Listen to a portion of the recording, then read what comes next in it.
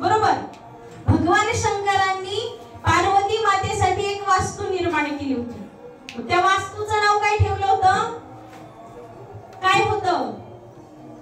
लंका होतं. ती वास्तू पार्वती मातेसाठी निर्माण केली होती. पहा, आता त्यांच्याकरता निर्माण केल्यानंतर आता आपल्याला जर नवीन घरामध्ये प्रवेश करायचा असेल तर आपण काय करतो? प्रथम त्या घराची वास्तू शांती करतो.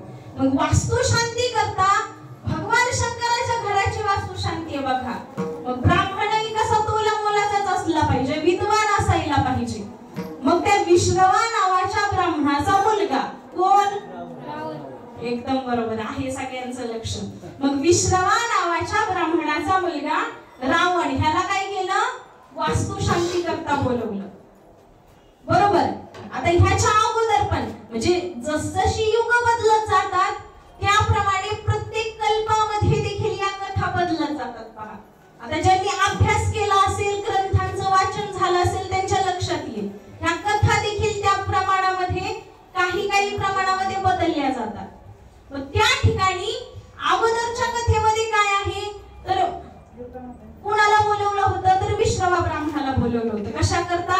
वास्तू शांतीच्या पूजे करता अगोदरच्या युगामध्ये. त्या युगामध्ये त्या विश्रवाला बोलवलं आणि त्यावेळेस कसं होतं तर ब्राह्मण पत्नी आणि पती दोघे जणांना देखील काय करायचे? सोबत पूजे करता बोलवायचे. आता दोघांना बोलवलं.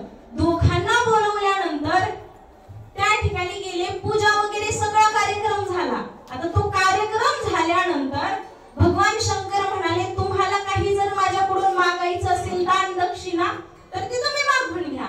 मग तेवढ्यात कैकसी कोण होती? रावणाची आई आणि विश्रवाची पत्नी होती. तिने काय केलं? ब्राह्मण धोतर घालत असतात, तिने खसकन धोतर ओढलं. दुसरं काही मागू नका. काय मागायचं? आपण ज्या घराची पूजा केली आहे ना ते घरच तुम्ही मागून घ्या. मग आता स्त्री हट्टापुढे चालतं का हो तुमचं काही? सांगा तुम्हीच, म्हणजे आपल्या लक्षात येईल. चालतं का? केला हट्ट की तो पूर्ववत लागतो. बरोबर. त्या विश्रवाचं देखील काही चालेना. तो म्हणाला, ठीक आहे बाई, तू म्हणते ना ही वास्तूच मागून घ्या तर आपण ती वास्तूच मागून घेऊ. आणि त्या विश्रवा नावाच्या ब्राह्मणाने भगवान शंकराकडे कशाची मागणी केली तर त्या ठिकाणी त्या वास्तूची मागणी केली. म्हणजे ज्या घराची वास्तू शांती केली ते घरच तुम्ही मला दानामध्ये देऊन टाका.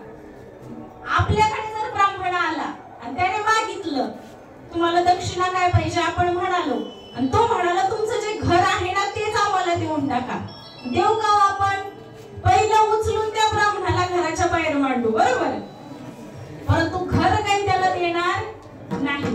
परंतु भगवान शंकर एवढे भोळे होते, एवढे भोळे होते, त्यांनी ती वास्तूच त्या ठिकाणी विश्रवाला देऊन टाकली. मग हे पार्वती मातेच्या लक्षात आलं आणि ज्यावेळेस त्यांच्या लक्षात आलं त्यावेळेस मग त्या काय म्हणाल्या की माझ्यासाठी भगवान शंकरांनी हे काम करून घेतलं होतं, परंतु ह्या कैकसीमुळे काय झालं की वास्तू भगवान शंकरांनी त्यांना देऊन टाकली. मग त्यावेळेस पार्वती मातेने त्या दोघांना शाप दिला होता की ही जी लंका तुम्ही माझ्याकडून नेली आहे ना याच लंकेमध्ये तुमच्या कुळाचा नाश होणार आहे. मग आता पहा, तुम्ही म्हणत असाल रावणाने का बरं सीता मातेचं हरण केलं होतं? रावण काही व्याभिचारी नव्हता, त्याला त्याच्या कुळाचा उद्धार करून घ्यायचा होता. त्याला माहिती होतं की आपल्या कुळाचा नाश होणार आहे, परंतु तो नाश कुणाकडून होतो याला फार महत्त्व आहे. जर सीता मातेचं हरण केलं तर त्या ठिकाणी नाश कुणाकडून होईल? भगवान प्रभू रामचंद्रांकडून. आणि म्हणून रावणाने काय केलं होतं तर म्हणून रावणाने सीता मातेचं हरण केलं होतं. परंतु आता राक्षस मागणी मागतात. बरोबर. राक्षस मागणी मागतात, परंतु त्याच्यातून काय होतं? भोगाची मागणी करतात ते. बरोबर. कारण कैकसीने मागणी केली, वास्तूची मागणी केली, ते भोगाचीच गोष्ट झाली. रावणानेही सीता मातेला आणलं, भोगाचीच मागणी झाली. आणि भोगाची मागणी करून पदरी काय पडतं तर विनाश पडतो. पहा आता मग मला सांग सांगा, ज्यावेळेस रावणाच्या लंकेमध्ये हनुमंतराय गेले होते, आता फार लक्षपूर्वक ऐका, रावणाच्या लंकेमध्ये हनुमंतराय गेले होते, त्यावेळेस रावणाची लंका कुणीवर जाळली? कुणी जाळली? बरं चला, एक जण रावण म्हणतोय, तुमचं काय मत आहे? हनुमंतरायांनी. बर, आणखी? हनुमंतरायांची शेपूट. हनुमंतरायांची शेपूट कोण होतं बरं? पार्वती. एकदम बरोबर. मग राग कोणाला आला होता? पार्वती मातांना आला होता. मग आपण काय म्हणतो? हनुमंतरायांनी जाळली लंका. हनुमंतराय कुणाचे अंश आहेत? भगवान शंकराचे. त्यांना काहीही घेणं नाहीये, ते आपली वैरागी आहे. कुणाचं घर असू द्या, कुणाचं काय असू द्या, त्यांना कशाशी घेणं नाहीये. त्यांना फक्त काय लागतं? एक बिल्वदल लागतं आणि एक तांब्याभर पाणी लागतं, फक्त तेवढ्यात ते संतुष्ट होतात. परंतु पार्वती मातांना मात्र राग आला होता. ज्यावेळेस हनुमंतरायांच्या अवतारामध्ये त्या ठिकाणी भगवान शंकर निघाले, पार्वती माता म्हणाले मला देखील तुमच्या सोबत यायचंय, कारण त्यांना एक काम करायचं होतं. मग शेपटीच्या रूपाने हनुमंतरायांसोबत पार्वती माता आल्या आणि त्यांचा जो काही बदला होता तिथं आल्या, पाहिलं त्यांनी, हीच ते घर होतं ज्याची पूजा रावणाच्या वडिलांनी केली होती आणि दानामध्ये पुन्हा तीच वस्तू त्यांनी मागवून घेतली होती. मग ते तुलाही भेटणार नाही. मग पार्वती मातांनी काय केलं? त्या ठिकाणी त्या लंकाचं दहन करून टाकलं. पहा, आता ही मागणी झाली राक्षसांची. आपली मागणी काय असते बरं? काय मागता तुम्ही देवाकडे? देवाकडे काय मागता? असं म्हणता का, देवा मला तुझा कधीच विसर पडू देऊ नको, म्हणता का? अभंगही आपण रोज म्हणतो, हरिपाठ झाल्यानंतरही म्हणतो, भजन झाल्यानंतरही म्हणतो, बरोबर. परंतु तरीही आपल्या लक्षात येत नाही. त्या देवाला म्हणावं एखाद्या दिवशी की देवा तू एवढा सुंदर आहेस, एवढा सुकुमार आहेस, तुझे नेत्र एवढे कोमल आहेत, असा सुंदर असणारा भगवान परमात्मा, आणि ज्याचं चिंतन केल्याने आम्हाला त्या परमात्मा स्वरूपाची, सच्चिदानंद स्वरूपाची प्राप्ती होऊ शकते, असा असणारा परमात्मा, अरे तुझा आम्हाला कधीच विसर पडू देऊ नकोस, असं मागतो का आपण? नाही मागत. आपण काय मागतो? शेजारच्याचा बंगला मोठा आहे देवा, त्याच्यापेक्षा मोठा मला पाहिजे. छोटा चालणार नाही. देवा शेजारच्याकडे एक गाडी आहे, मला 2 गाड्या पाहिजे, बरोबर. हे झालं जीवाचं मागणं. परंतु संत काय मागतात? अभंगाच्या प्रथम चरणात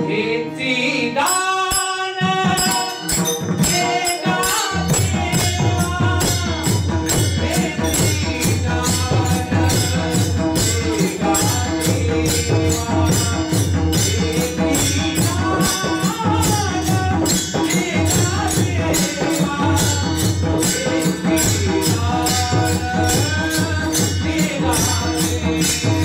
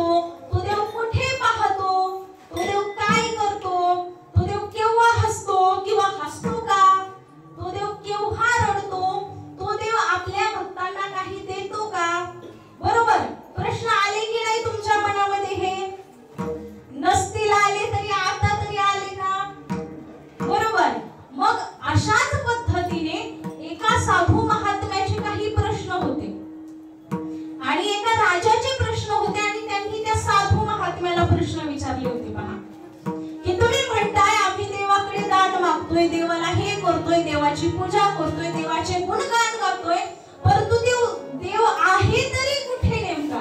बरोबर. हा प्रश्न विचारल्यानंतर त्या राजाला त्या साधू संतांनी काय सांगितलं? पहिला प्रश्न त्यांनी विचारला की तुमचा जो तुम्ही देव देव करता तो देव नेमका आहे तरी कुठे? मग हा प्रश्न विचारल्यानंतर मग त्या ठिकाणी त्या राजाला त्या साधू संतांनी काय केलं? एक वाटी भरून, मोठी वाटी भरून दूध आणण्याकरता सांगितलं. आता लक्षपूर्वक ऐका. एक वाटी भरून दूध आणण्याकरता सांगितलं आणि ती वाटी त्या राजमहालामध्ये त्या ठिकाणी सगळ्यांच्या समोर ठेवलेली आहे.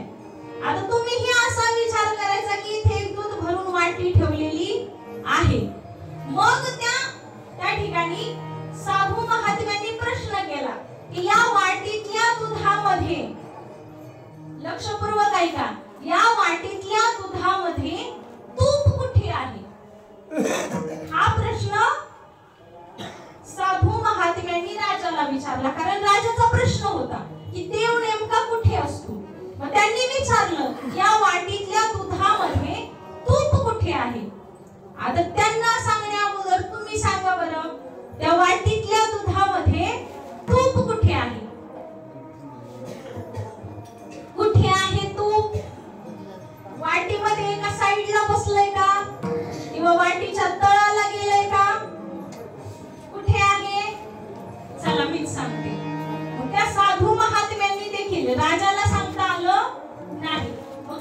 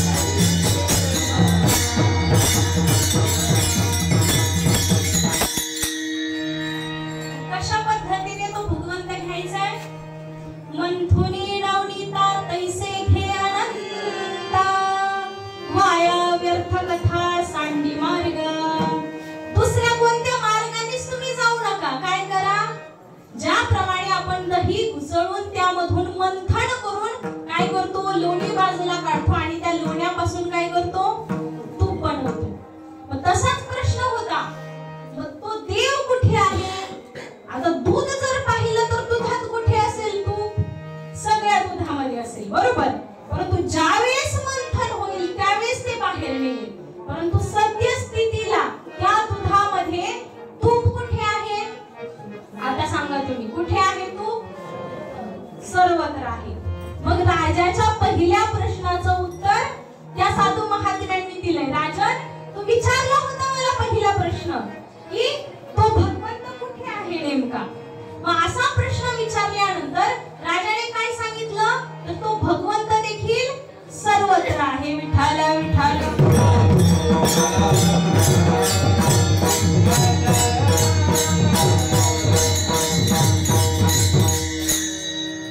तो सर्वत्र असणारा भगवंत, त्याचा विसर आम्हाला भगवंत तू पडू देऊ नकोस. आणि मग तुकोबारायांना भगवंत विचारू लागला, ठीक आहे, आम्ही तुम्हाला देतो हे दान, परंतु हे दान मिळाल्यानंतर तुम्ही काय करणार? अभंगाचं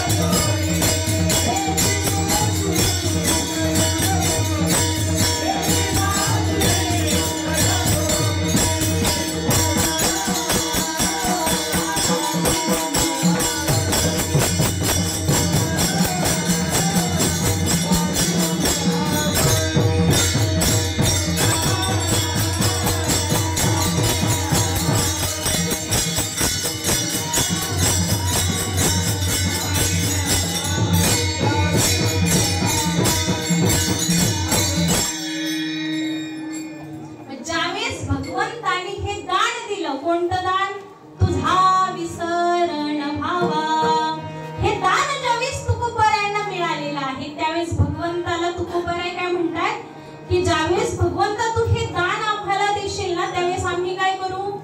गुण गाईना आवडी हेची माझी सर्व जोडी. मला भगवंता या आयुष्यामध्ये, माझ्या संपूर्ण संसारामध्ये बाकी काहीही जोडायचं नाही. ना धन जोडायचे, ना संपत्ती जोडायची, ना तुझी मुक्ती आम्हाला नकोय. आम्हाला काय करायचंय? फक्त आणि फक्त तुझे गुण आवडीने गायचे. आता सर्वांनी एकदा त्या भगवंताचे गुण आवडीने गाऊया. विठोबार कुमार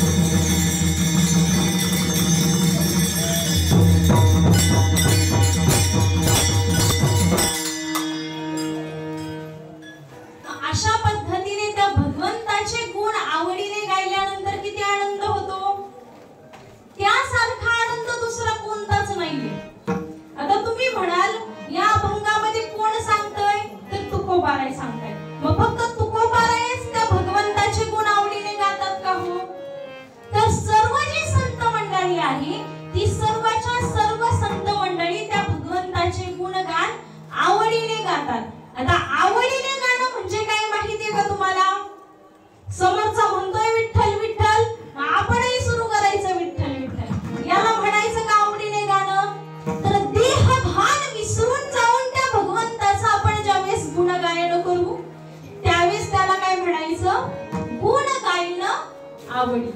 त्यावेळेस आपण खऱ्या अर्थाने आवडीने गुण गाऊ. आवडीने भावे हरी राम.